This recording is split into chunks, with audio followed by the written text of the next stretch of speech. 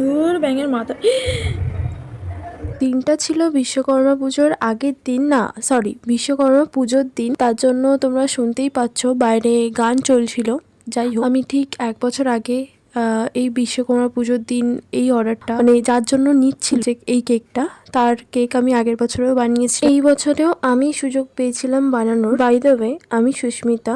আমার লোকেশন বাগুইহাটি, জগৎপুর। স্ক্রিনে দেওয়া নাম্বারে আপনারা অর্ডার পারপাসে আমার সাথে যোগাযোগ করতে পারেন। প্রথমে যে কাণ্ডটা ঘটেছিল ওটা ক্লিয়ার করি। আমরা যখন চকলেট মেল্ট করি বা চকলেট গানাশ বানাই, তখন কিছু কিছু চকলেট কিন্তু ছোট ছোট কণা পার্টিকেলস থেকেই যায়। এবার সেই পার্টিকেলস গুলো যখন আমরা মানে ঠান্ডা হয়ে যাওয়ার পরে যখন ফ্রিজে ঢুকিয়ে দিই বা নর্মাল টেম্পারেচার রেখে দিই, তখনও পর্যন্ত সেগুলো গলে না। তো পাইপিং ব্যাগ দিয়ে যখন ড্রিপিং দেওয়া হয়, তখন ওই পাইপিং ব্যাগের মাথায় আটকে জিনিসটা হয়েছিল, চকলেটটা আটকে এরকম কাণ্ড হয়েছিল। তোমরা জানিও তোমাদের এই কেকটা কেমন লাগলো।